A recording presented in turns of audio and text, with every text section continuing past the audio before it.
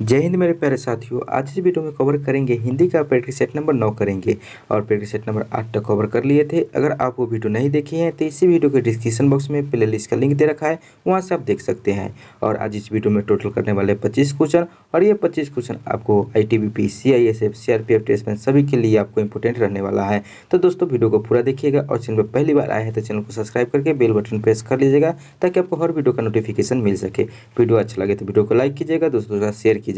और आप लोग आप लोग जीके जिसका आप सेट नहीं देखें तो भी आप लोग देख लीजिए, इसी वीडियो के डिस्क्रिप्शन बॉक्स में उसका भी आपको प्लेलिस्ट का लिंक मिल जाएगा, वहां से आप देख सकते हैं। तो चलिए दोस्तों स्टार्ट करते हैं क्वेश्चन नंबर 1 से। तो क्वेश्चन नंबर 1 में है कि दिए गए शब्द के विलोम शब्द का चयन करें। ठीक है, इसमें जो शब्द दे रखा है उसका विलोम यानी कि उल्टा शब्द बताना है। तो शब्द में दे रखा है कि सुलभ, सुलभ का उल्टा यानी विलोम शब्द क्या हो जाएगा। तो ऑप्शन नंबर ए में दे रखा है कि अलभ, बी में दुर्लभ, सी में निर्लभ और डी में दे रखा कि अनुलभ। तो यह जो सुलभ का जो विलोम यानी कि उल्टा शब्द हो जाएगा तो यह हो जाएगा दुर्लभ हो जाएगा, जो कि ऑप्शन नंबर बी में दे रखा है ये इसका राइट आंसर हो जाएगा। दोस्तों आप लोगों को जिस क्वेश्चन का आंसर आ रहा है उसी समय कमेंट में बताइएगा। जैसे कि आपको 1 नंबर का आंसर आ रहा है तो 1 लिख करके आपको जो ऑप्शन आपको होगा, ए होगा या बी होगा या सी होगा डी होगा, उसी समय आप कमेंट में कर सकते हैं वीडियो रोक करके। ठीक है दोस्तों, चलिए सेकंड नंबर क्वेश्चन देखते हैं। सेकंड नंबर में है कि रिक्त स्थान की पूर्ति के लिए सबसे उपयुक्त शब्द का चयन करें। ठीक है, इसमें रिक्त स्थान को पूर्ति करना है कि रिक्त स्थान यानी कि खाली स्थान में कौन सा शब्द आएगा। ठीक है, तो इसमें दे रखा है वाक्य की उनकी शंका का खाली स्थान तुम ही कर सकते हो। तो यहाँ पे खाली स्थान में क्या आएगा, निपटान आएगा, निराकरण आएगा, हल आएगा, समाधान आएगा। तो यहाँ जो खाली स्थान में जो आ जाएगा तो समाधान इसका राइट आंसर हो जाएगा, यानी कि समाधान आपको खाली स्थान में फिलअप हो जाएगा। तो पूरा वाक्य बन जाएगा कि उनकी शंका का समाधान तुम ही कर सकते हो। तो 2 का डी नंबर इसका राइट आंसर हो जाएगा। ठीक है दोस्तों, 3 नंबर क्वेश्चन है और 3 नंबर में कह रहा है कि दिए गए वाक्य में काले अंश को प्रतिस्थापित करने के लिए सबसे उपयुक्त विकल्प का चयन करें। ठीक है, तो इसमें दे रखा वाक्य कि सुमन को अपने रूप पर गौरव है। तो यहाँ पे गौरव के लिए आपको कौन सा ये शब्द आएगा जो आपको बताना है विकल्प में से, इस चारों में से। तो ए में दे रखा कि समान, बी में दर्प, सी में गर्व और डी में क्षोभ दे रखा है। तो गौरव के लिए आपको जो आ जाएगा तो यहाँ पे आ जाएगा दर्प आ जाएगा, तो सॉरी गर्व आ जाएगा। ठीक है, ऑप्शन नंबर सी इसका राइट आंसर, गौरव के लिए गर्व। ठीक है, तो 3 का सी नंबर करेक्ट आंसर हो जाएगा। 4 नंबर क्वेश्चन है कि दिए गए वाक्य का वो भाग ज्ञात करें जिसमें कोई त्रुटि है। ठीक है, इसमें त्रुटि बताना है और यदि कोई त्रुटि नहीं है तो कोई त्रुटि वाला ऑप्शन को चुनना है।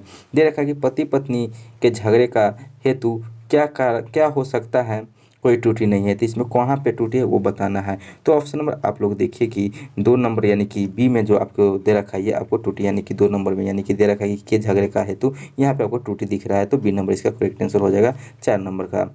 5 नंबर क्वेश्चन है कि दिए गए वाक्य का वह भाग ज्ञात करें जिसमें कोई त्रुटि है। इसमें भी आपको त्रुटि बताना है और जिसमें कोई त्रुटि नहीं उसके लिए कोई त्रुटि चुनना है। वाक्य दे रखा कि मैं भूखा हूँ और मुझे बहुत तेज प्यास लगी है, कोई त्रुटि नहीं, इसमें कहाँ पे त्रुटि है। तो यहाँ पे देखिए कि सी नंबर में आपको त्रुटि दिख रहा है, सी में कोई क्या दे रखा है 3 नंबर में। 3 नंबर में देखा कि प्यास भी लगा है, यहाँ पे आपको त्रुटि है, तो 3 नंबर इसका राइट आंसर होगा, यानी कि सी इसका राइट आंसर हो जाएगा 5 नंबर का। ठीक है दोस्तों, 6 नंबर में है कि रिक्त स्थान की पूर्ति के लिए सबसे उपयुक्त शब्द का चयन करें। ठीक है, यहाँ पे भी रिक्त स्थान यानी कि खाली स्थान भरना है।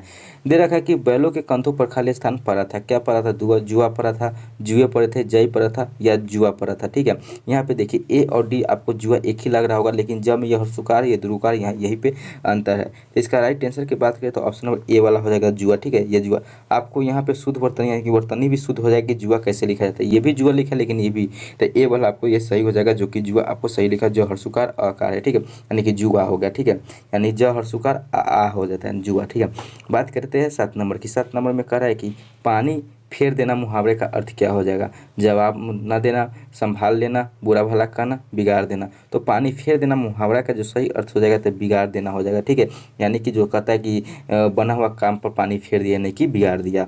तो ऑप्शन नंबर डी इसका राइट आंसर हो जाएगा 7 नंबर का। 8 नंबर में कि दिए गए वाक्य के लिए एक शब्द दीजिए। ठीक है, इसमें दे रखा है कि जिसे बुलाया न गया हो, इसके लिए एक शब्द क्या होगा, अनाहुत होगा, आरक्त होगा, आहूत होगा, अभिभूत होगा। तो जिसे बुलाया न गया हो उसके लिए जो हो जाएगा तो ये हो जाएगा अनाहुत हो जाएगा, जो कि ऑप्शन नंबर ए में दे रखा है, इसका करेक्ट आंसर हो जाएगा 8 नंबर का। ठीक है दोस्तों, 9 नंबर क्वेश्चन में कह रहा है कि रिक्त स्थान की पूर्ति के लिए सबसे उपयुक्त शब्द का चयन करें। दे रखा है कि कई 100 वर्षों तक भारत के खालिस्तान पराधीनता की बेरिया पड़ी रही है। तो यहाँ पे खालिस्तान में क्या आएगा, ऑप्शन नंबर ए में दे रखा है गले में, बी में पैरों में, सी में शरीर में, डी में माथे में। तो जो सही आपको खालिस्तान में जो आ जाएगा ऑप्शन नंबर बी में जो पैरों में दे रखा है ये आपको खालिस्तान में फिलअप हो जाएगा और पूरा वाक्य बन जाएगा कि कई 100 वर्षों तक भारत के पैरों में पराधीनता की बेरिया पड़ी रही है। तो ऑप्शन नंबर बी इसका करेक्ट आंसर हो जाएगा 9 नंबर का। 10 नंबर क्वेश्चन में कह रहा है कि उस विकल्प का चयन कीजिए जो निम्न मुहावरे का अर्थ व्यक्त करता है। यहाँ पे भी मुहावरा का अर्थ बताना है। ठीक है, दे रखा है मुहावरा की आफत सिर पर लेना। आफत सिर पर लेना मुहावरे का अर्थ क्या हो जाएगा? ऑप्शन नंबर ए में दे रखा कि झगड़ा मोल लेना, बी में दे रखा कि तंग करना, सी में स्वागत करना और डी में दे रखा कि समस्या का सामना करना। तो आफत सिर पर लेना इस मुहावरे का जो अर्थ हो जाएगा तो ये हो जाएगा झगड़ा मोल लेना। ठीक है, तो ऑप्शन नंबर ए इसका करेक्ट आंसर हो जाएगा 10 नंबर का। बात करते 11 नंबर क्वेश्चन की, और 11 नंबर क्वेश्चन में कह रहा है कि अंगीकार का विलोम शब्द क्या होगा? अंगीकार का यानी कि उल्टा शब्द बताने क्या होगा? मकार होगा, स्वीकार होगा, धिक्कार होगा, बहिष्कार होगा। तो अंगीकार जो होता है इसका जो विलोम यानी उल्टा शब्द हो जाएगा तो बहिष्कार हो जाएगा, जो कि ऑप्शन नंबर डी में दे रखा है। ये इसका करेक्ट आंसर हो जाएगा, यानी कि right answer option number D हो जाएगा 11 नंबर का। ठीक है दोस्तों, 12 नंबर क्वेश्चन कह रहा है कि दिए गए वाक्य में रेखांकित खंड को प्रतिस्थापित करने के लिए सबसे उपयुक्त विकल्प का चयन करें।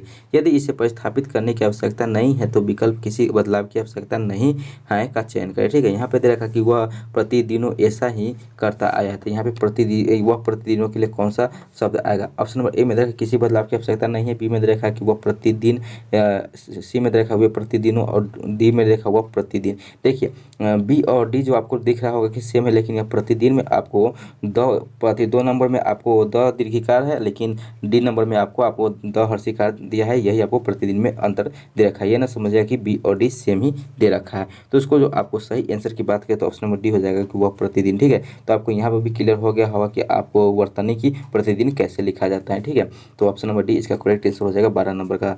13 नंबर क्वेश्चन की बात करें तो इसमें कह रहा है कि सही वर्तनी वाले शब्द का चयन करें, यानी कि शुद्ध वर्तनी इसमें कौन सा होगा, यानी कि यथाशक्ति जो लिखा हुआ है कौन सा सही वर्तनी में लिखा गया है। तो ध्यान से आप लोग देखिए ऑप्शन नंबर डी नंबर में यथाशक्ति जो लिखा हुआ है आपको शुद्ध वर्तनी में आपको लिखा गया है। ठीक है, तो ऑप्शन नंबर डी इसका राइट आंसर हो जाएगा 13 नंबर का। 14 नंबर में कि दिए गए शब्द का समानार्थी शब्द क्या होगा? तो यहाँ पे दे रखा है एकांत। एकांत का समानार्थी कौन होगा? एकता होगा, सहसा होगा, शून्य होगा, अचानक होगा। तो एकांत का जो हो जाएगा तो यह होगा शून्य हो जाएगा। ठीक है, तो ऑप्शन नंबर सी इसका करेक्ट आंसर हो जाएगा 14 नंबर का।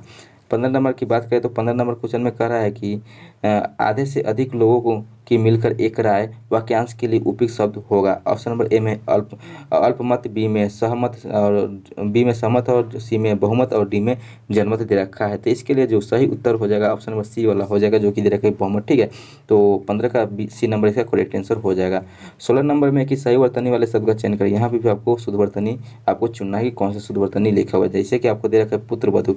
पुत्रवधु आपको कौन लिखा हुआ है सही? ऑप्शन नंबर ए में आप लोग ध्यान से देखिए, ऑप्शन नंबर ए वाला जो पुत्रवधु लिखा हुआ है आपको शुद्ध वर्तनी यानी कि सही वर्तनी में लिखा हुआ है। तो ऑप्शन नंबर ए इसका करेक्ट आंसर हो जाएगा 16 नंबर का।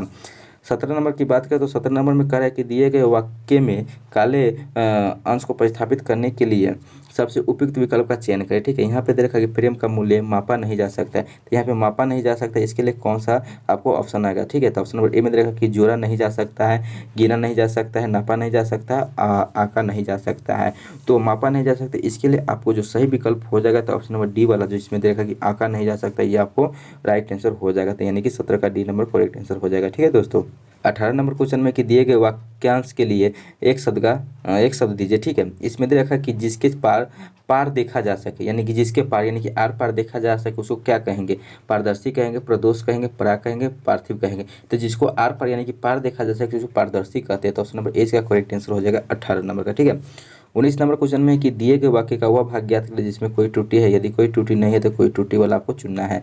इसमें दे रखा है कि नियमित अभ्यास मूर्ख को भी चतुर बना देती है, कोई त्रुटि नहीं है। तो यहाँ पे आपको जो त्रुटि आपको दिख रहा है 3 नंबर में त्रुटि दिख रहा है, 3 नंबर में आपको दे रखा है यानी कि चतुर बना देती है, चतुर बना देती है, ये यहाँ पे आपको गलत है। और 3 नंबर आपको कहाँ दे रखा है? तो ऑप्शन नंबर डी में दे रखा है। तो डी इसका करेक्ट आंसर हो जाएगा। आपको 3 नंबर है तो 3 आपको मारने दे, 3 ऑप्शन में आपको 4 दे रखा है, यहाँ पे आपको डी ऑप्शन होगा कि 3 नंबर आपको कौन सा ऑप्शन में है वो आपको करेक्ट आंसर होगा, वो आपको सही ध्यान से आपको ध्यान देकर आपको टिक आउट करना है। ठीक है, तो 19 का डी नंबर करेक्ट आंसर हो जाएगा। बात करते अगला क्वेश्चन 20 नंबर की। 20 नंबर क्वेश्चन में करें कि दिए गए शब्द के समानार्थी शब्द का चयन करें। ठीक है, इसमें शब्द देखा इंद्र। इंद्र का समानार्थी क्या हो जाएगा? घनद होगा, सोम होगा, वासव होगा, पराजितात जात होगा। तो ये जो इंद्र है इसका जो समानार्थी हो जाएगा तो ऑप्शन नंबर सी में दे रखा है कि वासव, ये वासव इसका राइट आंसर रहने वाला है। ठीक है, तो 20 का सी नंबर करेक्ट आंसर हो जाएगा। अगला क्वेश्चन 21 से 25। 21 से 25 आपको एक ही पैटर्न पर क्वेश्चन दे रखा है, उसके लिए निर्देश दे रखा है। निर्देश में क्या है ऊपर पढ़ते हैं। निर्देश में दे रखा है कि दिए गए गद्यांश में से कुछ शब्द हटा दिए गए हैं, संबंधित प्रश्नों में से प्रत्येक संख्या के लिए सबसे उपयुक्त विकल्प का चयन करें। ठीक है दोस्तों बार बार मैं बता दूं कि यह गधांश जो होता है, दो प्रकार का गधांश होता है। एक होता है कि पूरा मैटर दे रखा होता है, उसमें से क्वेश्चन पूछ करके 4 ऑप्शन दिया होता है, वो आपको बताना पड़ता है। एक गधांश होता है कि पूरा मैटर के अंदर ही आपको खाली स्थान छोड़ दिया जाता है, उस खाली स्थान के लिए आपको 4 ऑप्शन दिया होता है, उसको आप फिलअप करना पड़ता है। तो ये आपको खाली स्थान वाला गधांश है। चलिए पढ़ते हैं इस गधांश में क्या दे रखा, पहले मैटर पढ़ लेते, उसके बाद क्वेश्चन का आंसर कर, उस खाली स्थान में क्या होगा उसके बाद आंसर करेंगे। तो आप लोग भी ध्यान से पढ़िएगा। ठीक है, दे रखा कि संसार में यानी दूसरों पर आश्रित होना या निर्भर रहना एक प्रकार का पाप सर्वाधिक हीन कर्म और आदमी के अंतबाह्य व्यक्तित्व को एकदम ही हीन तथा बौना बनाकर रख देने वाला हुआ करता है। प्राश्रित या प्रालंबी को हमेशा आश्रय आधार देने वाले के बनकर रहना पड़ता है।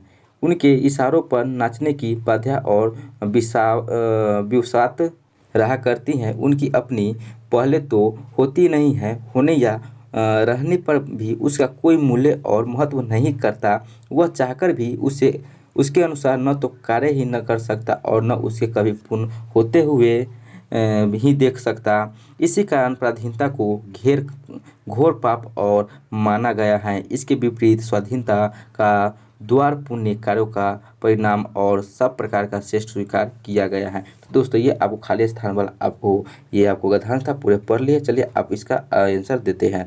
21 नंबर के क्वेश्चन 21 नंबर में आपको ऑप्शन नंबर में दे रखा है कि परतंत्र, बी में दे रखा है कि प्रालंबी, सी में दे रखा है कि स्वावलंबी और डी में स्वतंत्र दे रखा है। तो 21 नंबर को जो आपको जो एक नंबर में आपको जो खाली स्थान में जो आपको सही आपको वाक्य हो जाएगा, तो ये वाक्य हो जाएगा प्रालंबी हो जाएगा, जो कि ऑप्शन नंबर बी में दे रखा है, ये इसका करेक्ट आंसर हो जाएगा। तो 21 का बी करेक्ट आंसर हो जाएगा।